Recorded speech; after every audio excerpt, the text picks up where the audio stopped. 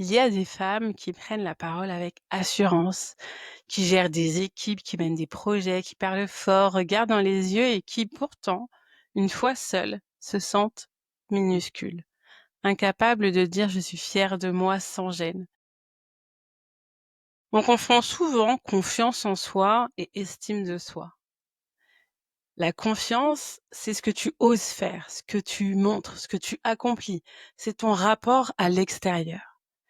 L'estime, c'est ce que tu ressens quand tu coupes tout. Quand tu as plus de témoins, plus d'applaudimètres, plus d'objectifs, c'est ton regard intérieur. Tu peux avoir confiance en ta capacité à réussir et pourtant douter profondément de ta valeur. Te sentir jamais assez belle, assez drôle, assez importante. Et je te le dis tout de suite, c'est pas une notion abstraite, c'est une base. C'est un socle, c'est un ancrage intérieur. Tu peux avoir une carrière brillante, savoir t'exprimer, prendre des décisions claires et pourtant ne pas t'aimer.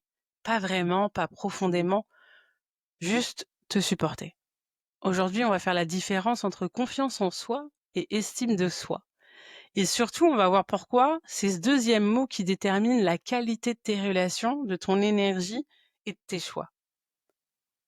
C'est pas pour réveiller les douleurs, mais pour remettre de la clarté, pour poser les bases de cette deuxième semaine comme un socle.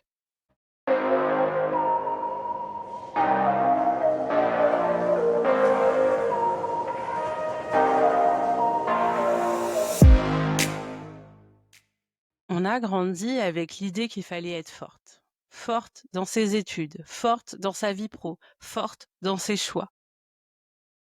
Si cette introduction te parle avec ce mot forte, si toi aussi t'as grandi avec l'idée qu'il fallait être forte, mets-moi forte en commentaire pour savoir combien on est.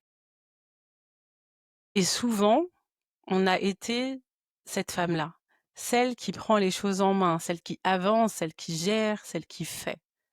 Mais il y a ce moment où quand tu regardes à l'intérieur, tu sens que quelque chose s'effrite. Pas parce que t'es pas capable, mais parce que tu n'arrives pas à te sentir pleinement légitime. Tu réussis mais tu doutes. Tu séduis mais tu n'y crois pas. Tu aides tout le monde mais tu t'oublies toi. Et ça, c'est pas un problème de confiance. C'est un trou dans l'estime. La confiance, c'est l'action. L'estime, c'est l'identité. Et quand l'estime est fragilisée, on devient dépendante du regard de l'autre, de la validation extérieure, des signes qu'on mérite d'être là, des marques d'amour qui nous prouvent qu'on existe. On donne beaucoup pour recevoir peu. On s'adapte, on fait des efforts, on met de côté nos besoins et surtout on attend qu'on nous voie, qu'on nous choisisse et qu'on nous dise t'es assez. Il y a une phrase qu'on entend souvent, mais t'as pourtant tellement confiance en toi. Comme si c'était une évidence, comme si ce qu'on montre à l'extérieur disait tout ce qu'on vit dedans. Mais c'est faux. Il y a ce moment où quand tu regardes à l'intérieur, tu sens qu'il y a quelque chose qui s'effrite. Pas parce que t'es pas capable, mais parce que t'arrives pas à te sentir pleinement légitime. La confiance, c'est oser prendre la parole en réunion, c'est aller à un rendez-vous seul, c'est passer un entretien sans trembler ou gérer une crise de boulot avec aplomb. Tu peux faire tout ça et pourtant te remettre en question dès que tu reçois un message qui tarde. Te demander si tu as dit quelque chose de trop. Te sentir de trop dans une conversation ou pleurer sans vraiment comprendre pourquoi tu te sens aussi vide. Parce que la confiance, c'est une question de compétence, mais l'estime, c'est une question de valeur. Et c'est pas toujours la même chose. L'estime, c'est ce que tu penses de toi quand t'as rien à prouver. C'est ce que tu ressens quand tu ne fais rien, quand il n'y a personne pour te valider. C'est la sensation intérieure de je mérite d'exister, même quand je n'apporte rien, même quand je ne réussis pas, même quand je suis juste là. Et c'est là que ça coince pour beaucoup, parce que souvent on a appris à briller, à se rendre utile, à exceller, mais on nous a jamais appris à s'aimer quand on est juste soi, sans performance, sans mission, sans faire plaisir, sans sauver personne. Tu peux avoir l'air d'une femme qui gère toute sa vie, mais avoir l'impression que si les gens voyaient ce qu'il se passe vraiment en toi, ils partiraient.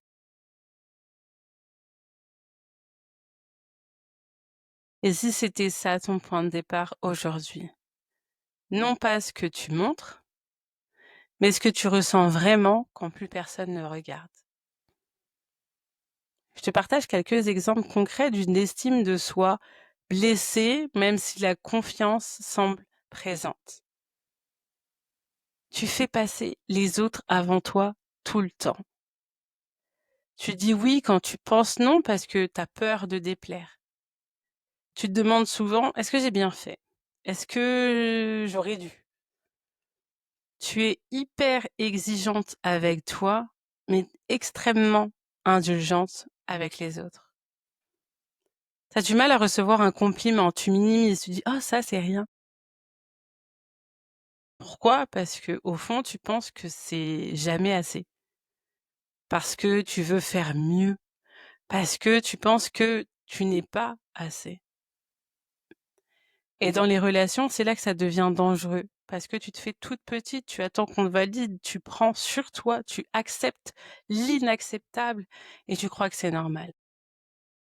L'estime de soi, ça se construit très tôt. Souvent avant même qu'on sache mettre des mots dessus. C'est pas seulement lié aux critiques, c'est lié à la manière dont on nous a regardés. Une mère absente, un père exigeant, un professeur rabaissant, mais aussi une maison où on ne célébrait jamais les réussites, où il fallait toujours faire plus pour être vu. Ou à l'inverse, une maison où on t'a tellement protégé que t'as jamais osé te confronter à tes propres choix. On t'a appris à être gentille, performante, sage, parfaite, mais pas à te sentir légitime juste parce que tu existes. Donc forcément, tu te construis à l'extérieur de toi. Tu deviens bonne élève, tu deviens meilleure copine, tu deviens femme qui gère tout. Et dès que ça vacille, tu vacilles aussi. Alors pose-toi un instant, pas pour réfléchir, mais pour ressentir. Quand tu ne fais rien, quand tu n'as rien à produire, rien à prouver, rien à gérer, qu'est-ce que tu penses de toi? C'est quoi la sensation là tout de suite dans ton corps? Est-ce que tu t'aimes? Ou est-ce que tu tolères à peine ce silence en toi?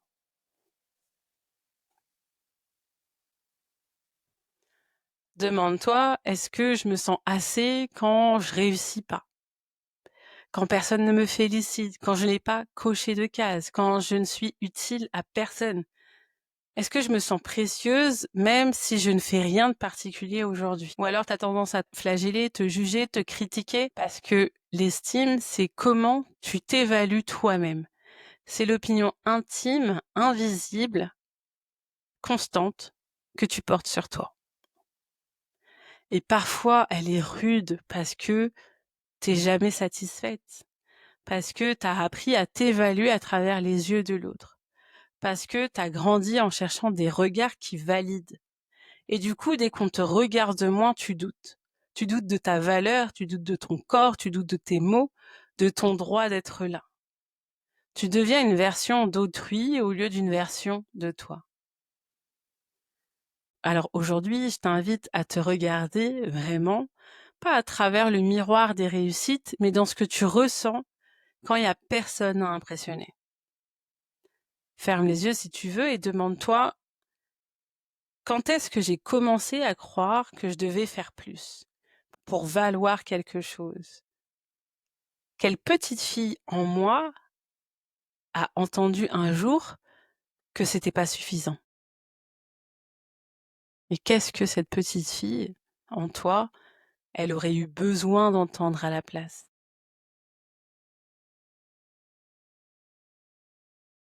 T'es pas venue au monde pour cocher des cases. T'es venue au monde pour être vivante. C'est ta première mission. Et ça commence par te reconnaître, même dans tes silences. Ce moi, revenir à soi, c'est pas juste une suite de vidéos. C'est un espace pour faire pause. Pas pour ralentir ta vie, mais pour la reprendre depuis toi. L'estime de soi ne se décrète pas. elle se reconstruit, jour après jour, dans les petits gestes de vérité. Et ça commence ici. Aujourd'hui, avec la simple décision de te regarder autrement. Dans les commentaires du groupe ou même sous la vidéo, tu peux partager une réponse, même une phrase, même un mot, parce que les mots posés ont plus de pouvoir que les pensées ruminées. Tu vois, on ne manque pas forcément de confiance, on avance, on se dépasse, on agit, mais on oublie de se parler avec douceur, de se reconnaître et de s'aimer sans condition. Et c'est exactement là que se joue l'estime. Pas dans ce que tu fais, mais dans comment tu t'accueilles, comment tu t'habites, même quand tu n'as rien à montrer. Alors aujourd'hui, si tu devais retenir qu'une chose, ce serait celle-ci. Je mérite d'être aimée même dans mes silences, même quand je ne produis rien, même quand je ne suis pas applaudie. Prends ce rappel comme un ancrage. Tu peux le réécrire, le répéter, le ressentir. Et si tu veux aller plus loin, encore une fois, partage dans le groupe, il est fait pour ça.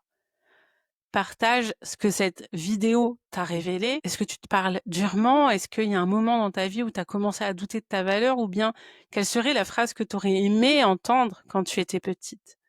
Tu peux simplement l'écrire, la relire, la déposer et voir ce que ça fait d'être vu dans ta vérité. On commence cette deuxième semaine tout doucement, mais on touche déjà à quelque chose d'essentiel. L'estime de soi, c'est ta fondation. Et chaque mot que tu poses ici, c'est une pierre de plus. Pour ceux qui découvrent la série, vous pouvez rejoindre le programme Revenir à soi. Je vous mets toutes les informations pour vous inscrire dans la description. L'épisode 8 est terminé. Tu viens de découvrir la différence entre confiance en soi et estime de soi. Tu sens peut-être que ça remue, que quelque chose s'ouvre, mais c'est que le début. Demain, on va poser une question essentielle. Pourquoi tu crois que tu n'es pas assez? Ce moment précis où tu as commencé à croire que tu devais mériter l'amour.